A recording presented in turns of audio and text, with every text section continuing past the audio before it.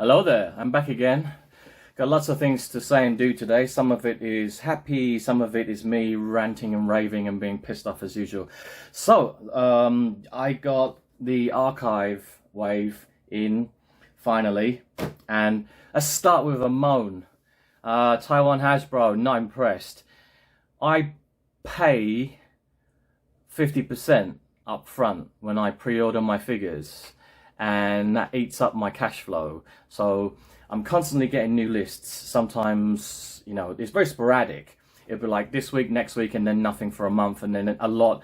And so every time I order cases and cases, I have to pay 50% up front.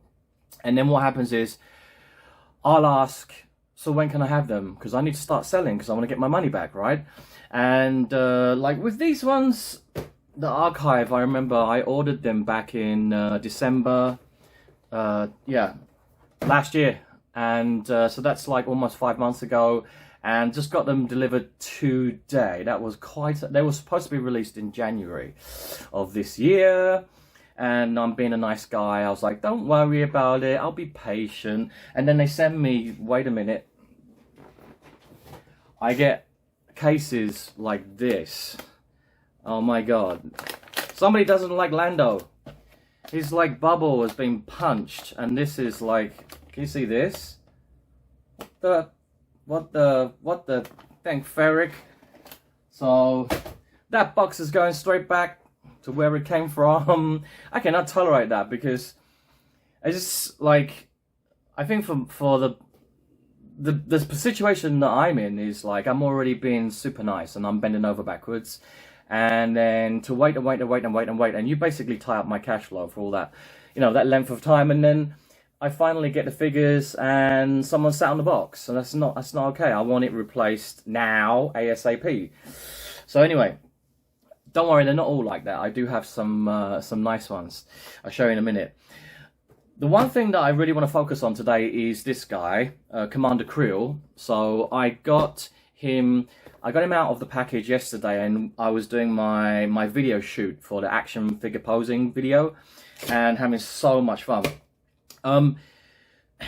The box art on this is just craziness. It's just pretty much the entire package is plastered in like comic images of Commander Kreel. I love it.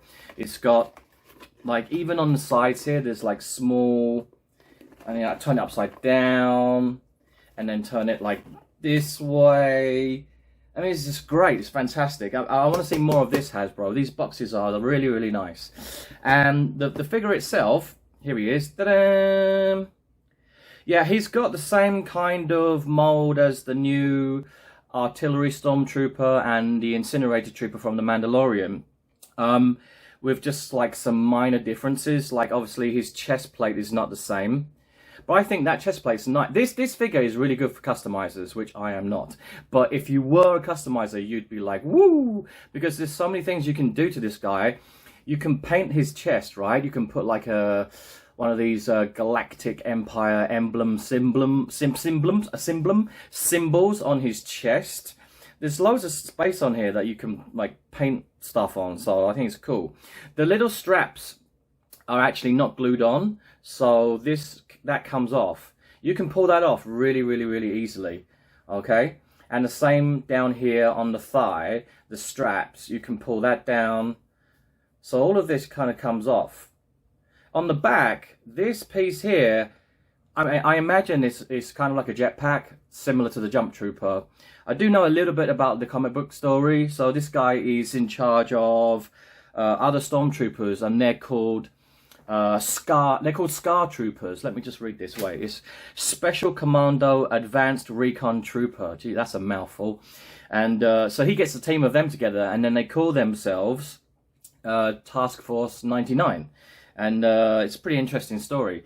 And it sounds like this guy has had a really violent upbringing. He's born on one of these, I don't know, like slave-like planets where there's a gladiator arena, and like his family are like they're all dead, you know, and he survives, and then he goes on to join, you know, the Galactic Empire and becomes a stormtrooper. And yeah, well, you can if you can find the comic book, then go ahead and read it. But there's lots of images on Google, which is good. So if you wanted to make the rest of the team, you could. So I've still got my Sand Trooper, and I'm gonna kit bash this one. I'm gonna see if I can get maybe 4 or 5 other different what are they called again? Scar Troopers, and then have them in the video next to him. I just think it'll look more impressive. Someone did ask me about the lightsaber, and the answer is yes. This is detachable, okay? So it does come off, although I really hate to do so, because when you put it back on again, it's like, it's not straight anymore. It's wonky. But it's got a nice lightsaber. Yeah, really happy with this figure. He does have a head sculpt underneath, actually. You can just about see under the helmet here. He's got there's a chin and there's a head. So I guess if you wanted to experiment and dip him upside down in some boiling hot water and peel the helmet off, you could do so. Right. Oh, this one would be nice as well. If any of you have the Remnant Stormtrooper from The Mandalorian, because he's already got like he's battle weathered from, I don't know, he's, you know, it doesn't look like he's been maintaining his uniform, and he's been in a few scraps, you know. So that'd be a good one if you want to do if you wanted to kit bash a Scar Trooper. Right. What's next? Oh, and this guy. Yeah. So someone was mentioning about Commander Kreel looks much bigger in the images. In some of them, yeah, he does. He looks ginormous. So I guess if you were really good at painting, you could probably take the body from Wrecker. You could probably take the body from Wrecker, and you could like switch heads. But then again, I think if you took the Stormtrooper helmet from this guy and then put it on this huge body, that would look really dumb. So I mean, it would be out of proportion. But yeah, I mean, a lot of people have been saying we should have had Commander Creel should be like this really enormous, like Hulkster kind of character like Wrecker, but he's not. So it is what it is. Right, let's talk briefly about the new archive, because I got them in. So this is in order of the ones that I like the best. So there are 4, and the one which for me is just like no, is the C-3PO, okay, with the silver leg. He's got the silver leg because that's how we see him in A New Hope on the very first scene with R2-D2. He's on the Tantive ship, remember? He's got the silver leg. Why does he have a silver leg? I don't know. Then the next one for me is Palpatine. But I think Palpatine will be, for me personally, I'm not really that interested in it, because I already have him from the Blue Line a long time ago. And I took his cloak off and I got him here. And the face sculpt for Palpatine is so different. I mean, this one, it's not bad though, considering like it came out in like what, 2014, the Blue Line. It's not bad.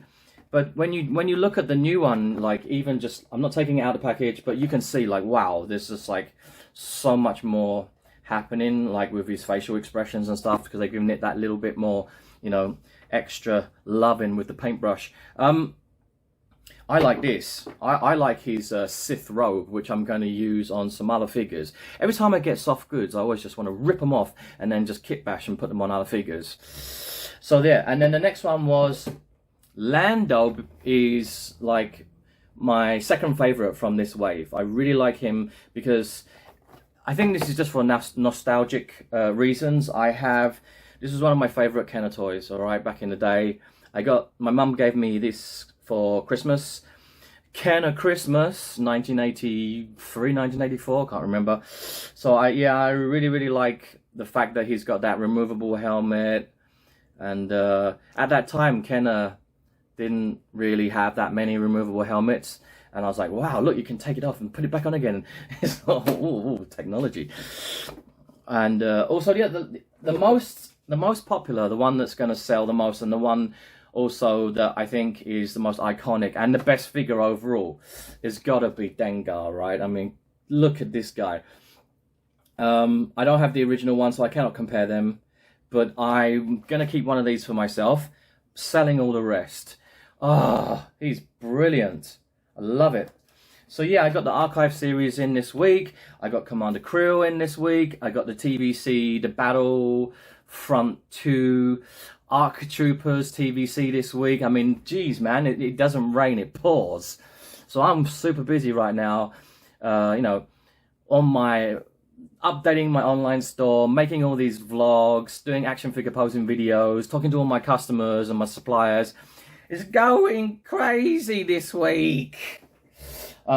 Anything else to report? Oh yes, we got because there's only 2 more weeks left until Kenobi, so we're getting kind of a lot of behind the scenes shots.